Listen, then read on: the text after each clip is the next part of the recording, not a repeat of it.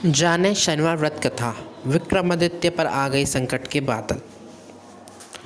शनिदेव को ग्रहों का राजा कहा जाता है। भगवान भोलेनाथ इन्हें न्याय के देवता की उपाधि दी है। शनिदेव बहुत ही जल्दी क्रोध आता है। इस वजह से क्रोध की वजह से पिता सूर्य से भी इनकी नाराजगी बनी ही रहती है।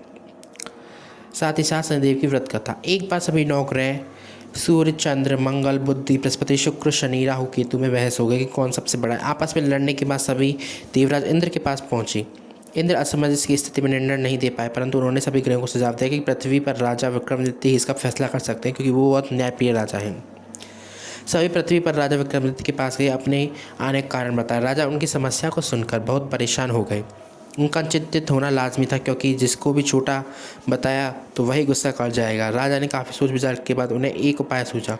उन्होंने स्वर्ण, रजत, कांस्य, पीतल, सीसा, रांगा, जस्ता, अब्रक और लोह से 9 सिंहासन का निर्णय करवाया। उन्हें उपयुक्त क्रम में रख दिया। सबसे निवेदन किया कि क्रमानुसार सिंहासन पर आसन ग्रहण करें। शर्त रखा गया कि जो सबसे अंतिम में सिंहासन आसन ग्रहण करेगा उसे छोटा माना जाएगा, जिसकी वजह से शनिदेव सबसे बाद में आसन प्राप्त कर सके और सबसे छोटे कहलाए। क्रोध के आवेश में आकर शनिदेव ने राजा से यह जानबूझकर किया है। कुपित होकर राजा से कहा कि राजा, तू मुझे नहीं जानता। सूर्य के एक राशि में 1 महीना, चंद्र 2.25 महीने का 2 दिन का, मंगल 1.5 महीना, बृहस्पति 13 महीने, बुध और शुक्र 1-1 महीने विचरण करते हैं। लेकिन मैं 2.5 से 7.5 साल तक रहता हूँ। मैंने बड़े बड़े विनाश किया है। श्री राम के 7.5 आने पर उन्हें जंगल में भटकाया है, और रावण की आने पर लंका को बंदरों से सेना से परास्त होना पड़ा। खुद शनिदेव ने इतना कहकर अब सावधान रहने की जरूरत है। इतना कहकर शनिदेव को पितावस्था में चले गए। समय गुजरता गया। कालचक्र पहिया घूमते हुए राजा की 7.5 आ ही गई। तब शनिदेव देवों का घोड़ा सौदागर बनकर अपने राज्य में आ गए। उनके साथ अच्छी नस्ल के बहुत सारे घोड़ा थे। जब राजा को सौदागर के घोड़ों का पता चला तो अश्वपाल को अच्छे घोड़े खरीदने के लिए भेजा। अश्वपाल ने कई अच्छे घोड़े खरीदे। इसके अलावा सौदागर ने उपहार स्वरूप एक सर्वोत्तम नस्ल के घोड़े को राजा की सवारी हेतु दिया। राजा विक्रमादित्य जैसे ही उस घोड़े पर बैठे वह सरपट वन की ओर भागने लगे। जंगल के अंदर पहुंचकर गायब हो गया। भूखा प्यासा की स्थिति में राजा जंगल में भटकते रहे। अचानक उन्हें एक ग्वाला दिखाई दिया, जिससे राजा की प्यास बुझाई। राजा ने प्रसन्नता में उसे अपनी अंगूठी देकर नगर की तरफ चले गए। वहाँ एक सेठ की दुकान पर पहुंचकर उन्होंने जल पिया और अपना नाम भी का बताया। भाग्यवश उस दिन सेठ की खूब आमदनी हुई। सेठ खुश होकर उन्हें अपने साथ घर ले गया। सेठ के घर में खूंटी पर एक हार टंगा था, जिसको खूंटी निकल रही थी। कुछ देर में हार पूरी तरह से गायब हो गया। सेठ वापस आया तो हार गायब था। उसे लगा कि वीका ने ही उसे चुराया है।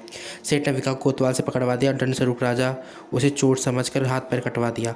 अपंग अवस्था में उसे नगर के बाहर फेंक दिया गया। तब वह वहाँ से एक तेल निकल रहा था, जिसको वीका पर दया आ गई। उसने वीका को अपनी गाड़ी में बैठा लिया।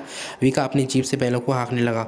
कुछ समय पश्चात राजा की शनि दशा समाप्त होगी। वर्ष का काल आने पर मीका मल्हार गाने लगा।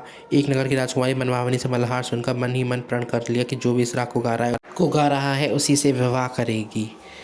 तो उन्होंने दासियों को खोजने के लिए भेजा, परंतु वापस आकर उन्हें सभी को बताया कि वह एक अपंग आदमी है। राजकुमारी यह जानकर भी नहीं मानी और अगले दिन ही अनशन पर बैठ गई। जब लाख समझाने पर राजकुमारी नहीं मानी, तब राजा ने उसे तेली को बुलवा भेजा। वीका से विवाह करने की तैयारी के लिए कहा गया। वीका ने राजकुमारी का विवाह हो गया। एक दिन वीका के स्वप्न में शनिदेव ने आकर कहा कि देखो राजन, तुमने मुझे छोटा बताया, कितना दुख झेला है। राजा ने क्षमा मांगते हुए दोनों हाथ जोड़ा कि हे शनिदेव, जैसा दुख मुझे दिया है किसी और को मत देना। शनिदेव की इस विनती को मान गए और कहा कि मेरी व्रत और कथा जो तुम्हारे सारे कष्ट दूर कर देगी, जो मेरा नित्य ध्यान करेगा, चिट्टियाँ को आटा डालेगा, उससे सारी मनोकामना पूर्ण हो जाएंगी। शनिदेव ने राजा का हाथ पैर भी वापस दिए। दूसरे दिन सुबह राजकुमारी की आँख खोली तो आश्चर्यचकित हो गई। वीका ने मनभावनी को बताया कि वह उज्जैन का राजा विक्रमादित्य है।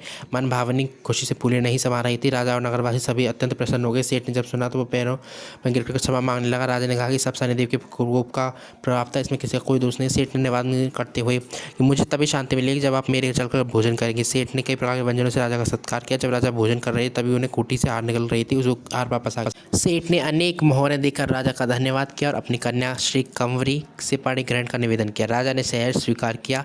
राजा अपनी दोनों रानी मनभावनी और श्री कंवरी को लेकर उज्जैन नगरी लौट आए। सारे नगर में दीपमाला और खुशी मनाई। राजा ने घोषणा करते हुए कहा कि मैं शनिदेव का सबसे छोटा बताया, लेकिन असल में वही सर्वोपरि है। तब से सारे राज्य में शनिदेव की पूजा और कथा नियमित होने लगी। सारी प्रजा के बीच खुशी और आनंद का वातावरण बन गया। शनिदेव की व्रत की कथा जो भी सुनता है, पढ़ता है, उसके सारे दुख दूर हो जाते हैं।